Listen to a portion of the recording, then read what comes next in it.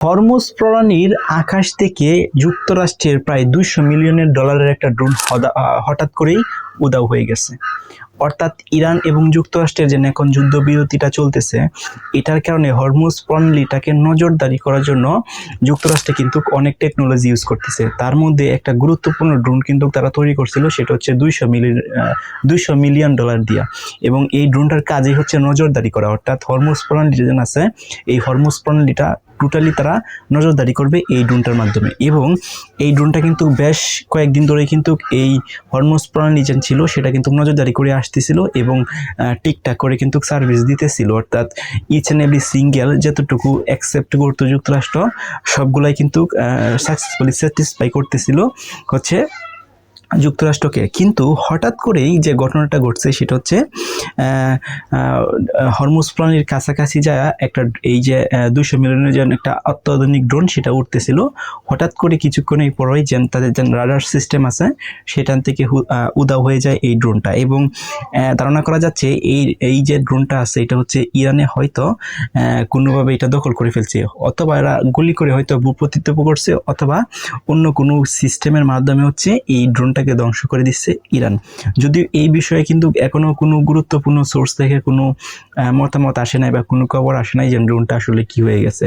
ড্রোনটা কিন্তু উধাও হয়ে গেছে। সো এই উধাও হওয়ার যে পিছনে সেটার দাবি করতেছে যে ইরানে এই উধাওটা করে ফেলছে। এবং এই যে ড্রোনটা আছে, এই ড্রোনটা হচ্ছে খুবই একটা শক্তিশালী ড্রোন। এই ড্রোনটা কিন্তু শুধুমাত্র নজরদারি করতে পারবো সব কিছু। এবং এই যে ড্রোনটা আছে সেটা হচ্ছে 50,000 যে ফুট আছে, যে আমার হাতে একটা স্ট্যাটিস্টিক আছে এই ড্রোনের বিষয়ে। স্ট্যাটিস্টিকে বলতেছে ড্রোনটি 50,000-এরও বেশির উচ্চতায় টানা 24 ঘন্টা ধরে উঠতে পারে।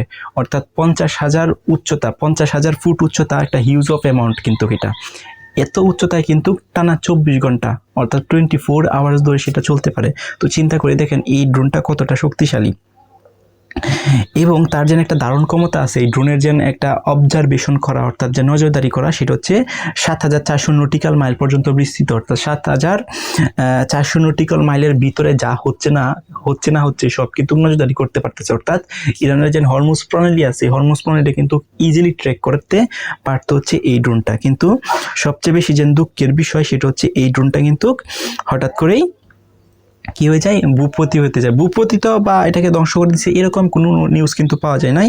নিউজটা পাওয়া গেছে যে ড্রোনটা উধাও হয়ে গেছে। এখন উধাও হয়ে যেন কোথায় চলে গেছে এই বিষয়ে কিন্তু এখন পর্যন্ত কোনো কিছু জানা যাচ্ছে না। সো এই ড্রোনটার দাম হচ্ছে 200 মিলিয়নেরও বেশি। তার মানে ইরান কিন্তু ইরানকে নজরদারি করার জন্য, ইরানের হরমুজ প্রণালী নজরদারি করার জন্য কিন্তু এই ড্রোনটা কিন্তু তারা ব্যবহার করে আসতেছিল। অর্থাৎ একটা প্রতিবেদনে বলা হয়েছে যুক্তরাষ্ট্রের নৌবাহিনী MQC ট্রানান ড্রোনটি হরমুজ প্রণালীর উপর দিয়ে উড্ডয়নের সময় হঠাৎ করে অদৃশ্য হয়ে যায়। সো এই যে অদৃশ্য হয়ে যায় এটার জন্য একটা কোড পাঠানো হয়। অর্থাৎ ড্রোন যে অপারেটর আছে তারা চলাইতেছে, অর্থাৎ কন্ট্রোল রুম আছে, সেখানে 7,700 জরুরি একটা সংকেত পাঠাই ওই ড্রোনটা। এই সংকেত পাঠানোর পরেই কিন্তু এই ড্রোনটা উধাও হয়ে গেছে। এখন এই ড্রোনটা যেন কোথায় গেছে কিন্তু তারাও বলতে পারে না। অর্থাৎ যারা কন্ট্রোল করতেছিল এই ড্রোনটা যারা কন্ট্রোল করতেছিল তারাও কিন্তু বলতে পারতেছে না আসলে এই ড্রোনটা গিয়া কোথায় গেছে।